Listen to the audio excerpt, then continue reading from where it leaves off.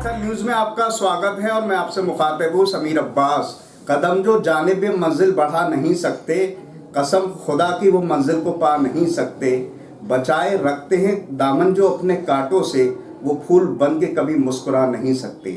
ये शेर अल्लामा इकबाल का है, लेकिन इस शेर से प्रेरणा लेते हुए, मिसाल लेते हुए नूरुल हसन साहब ने 2015 में आईपीएस की परीक्षा पास की और एक आदर्श के तौर पर वो जाने जाते हैं। इस टाइम महाराष्ट्र के नागपुर में वो अपनी सेवाएं दे रहे हैं और उसी नक्शे कदम पर चलते हुए अमरिया की सरजमीन से मुझे तो ऐसा लगता है कि उस सरजमीन पर काबिली लोग निकलते हैं। उन्हीं के छोटे भाई ज़हीरुल हसन साहब आज हमारे साथ मौजूद हैं।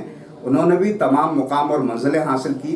सैफई से उन्होंने MBBS अपना मुकम्मल किया और उसके बाद हल्द्वानी से उन्होंने MD पूरा किया और इस वक्त जो है वो अपनी बेहद सादा, क्योंकि सादा इंसान है, सादगी पसंद इंसान है, संघर्ष की ज़िंदगी जी है, जाहिर है उसी को लेकर लगातार वो लोगों की खिदमत कर रहे हैं। इस टाइम वो मिनी बाईपास पर राधिका जो हॉस्पिटल है वहाँ अपनी सेवाएं दे रहे हैं और साथ ही जो है राजश्री में भी असिस्टेंट प्रोफेसर के तौर पर वो अपनी खिदमतें दे रहे हैं।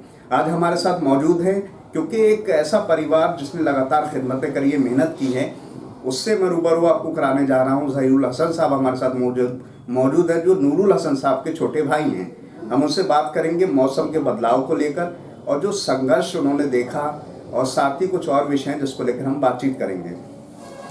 एक छोटा सा तारुफ है आपका और आपके भाई का भी, क्योंकि जाहिर है आपने जो मुकाम और मंजिलें हासिल की हैं उनका भी एक बहुत बड़ा रोल रहा होगा उसमें।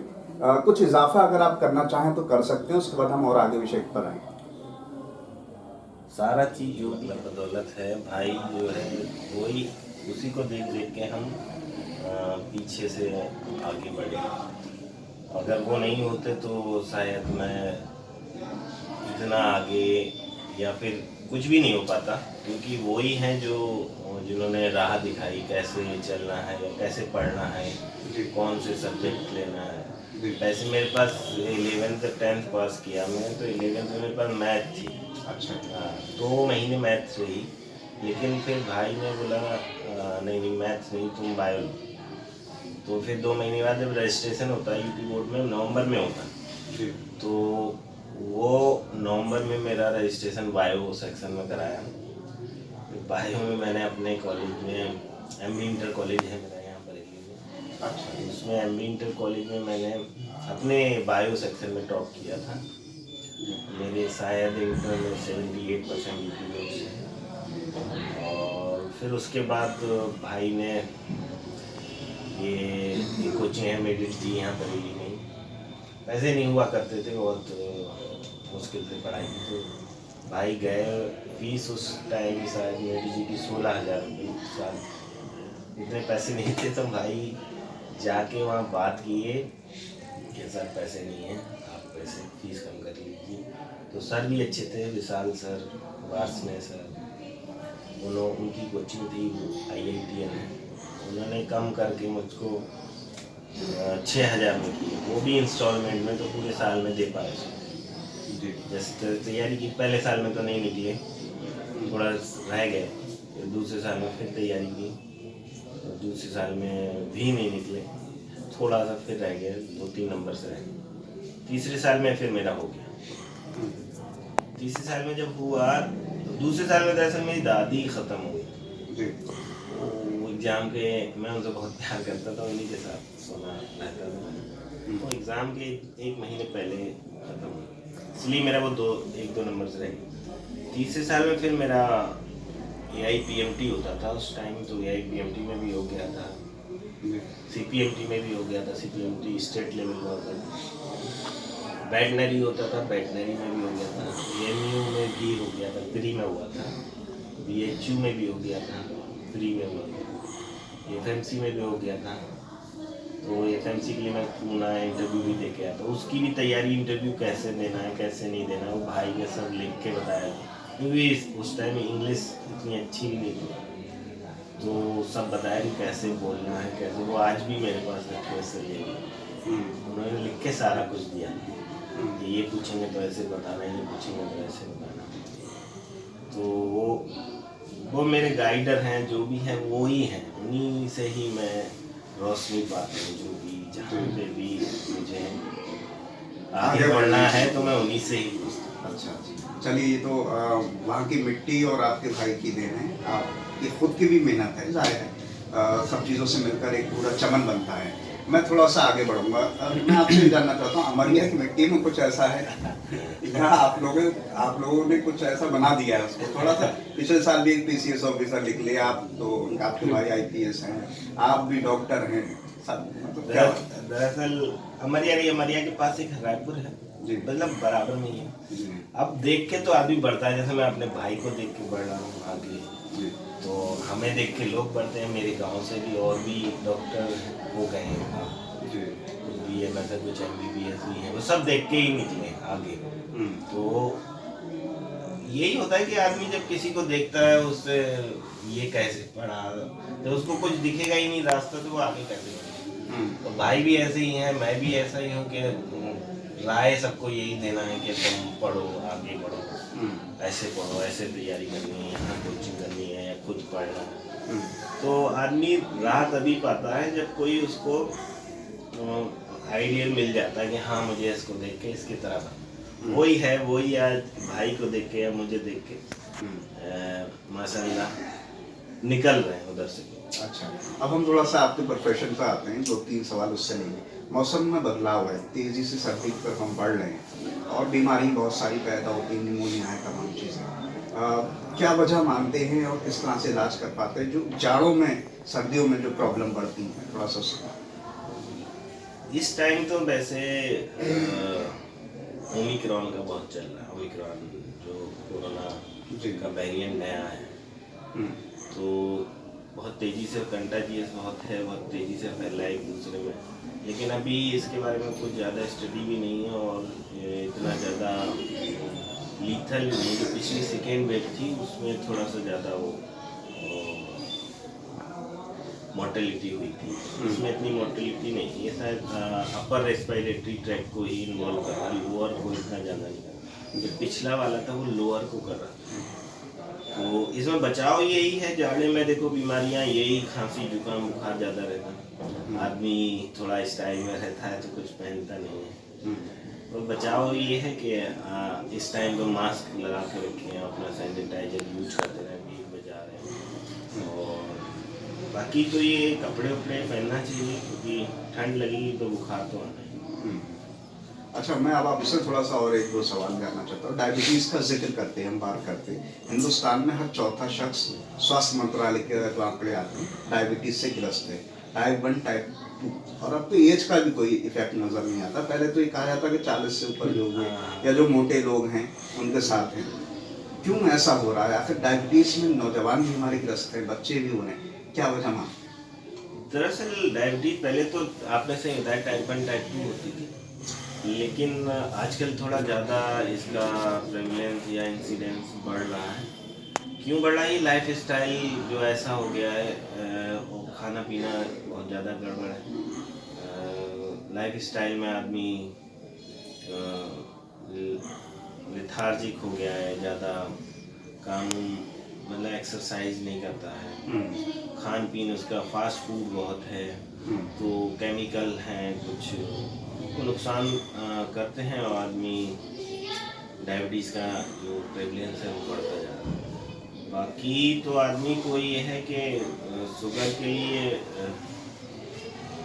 आपको क्या लगता है, मतलब शुगर के लिए बचाव के लिए उसको आपको क्या लगता है जिससे एहतियात करना चाहिए? शुगर के लिए ये है कि स्ट्रिक्ट डायबिटिक डाइट होती है। आदमी को अगर मान लिया किसी को शुगर हो ही गई है तो फिर एक तो उसको मेन इलाज तो उसका, अगर शुगर है तो मेन इलाज तो उसका डाइट कंट्रोल प्लस एक्सरसाइज ही हो। उसके बाद हम मेडिकेशन ऐड करते हैं। तो एक्सरसाइज करना चाहिए आदमी को। वैसे मेन तो ये होता है कि 8 घंटे सोना चाहिए, 8 घंटे काम करना चाहिए, और उसमें क्या नाम है 1-2 घंटे 3 घंटे आजकल तो ज़रा मुश्किल हो गया। हाँ, लोगों को ये मुश्किल हो गई। तो परहेज में मान लिया किसी को हो गई है तो परहेज में क्या है, ये मीठा जितनी भी चीज़ होती है, मीठी फल हो गए, मीठे सब्जियाँ हो गई या शक्कर कम हो गई, आलू हो गया, इनमें कार्बोहाइड्रेट बहुत होता है। या फिर जैसे मतलब आप चुकरकंद हो गया अच्छा, या अच्छा, अच्छा। गाजर हो गई, अच्छा ये बढ़ाते सब्जियों में है। अच्छा। बाकी मीठे में चीनी का कोई प्रोडक्ट है, गुड़ का प्रोडक्ट है, या फिर फल मीठे हैं, इनका ही परहेज रहता है। अगर आदमी परहेज कर रहा है, मेडिकेशन अपने टाइम से ले रहा है और एक्सरसाइज कर रहा है, तो नॉर्मल लाइफ जिएगा जैसी सब जीते हैं। बस आखिरी के 2 सवाल लगे हैं, मैं थोड़ा सा दिल की भी बात कर लेता हूँ।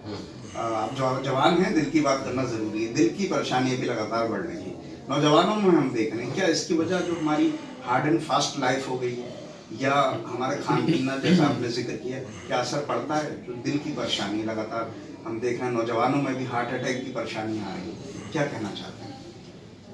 दिल की परेशानी भी यही है कि इसमें सारा जो हमारा बिहेवियर चेंज हो गया है कि खान पीन का ज़्यादा हम फास्ट फूड ले रहे हैं, ज़्यादा एक्सरसाइज नहीं कर पा रहे हैं, बिल्कुल अपने आप पे नहीं ध्यान दे रहे, तो इंसिडेंट्स बढ़ ही रहे हैं।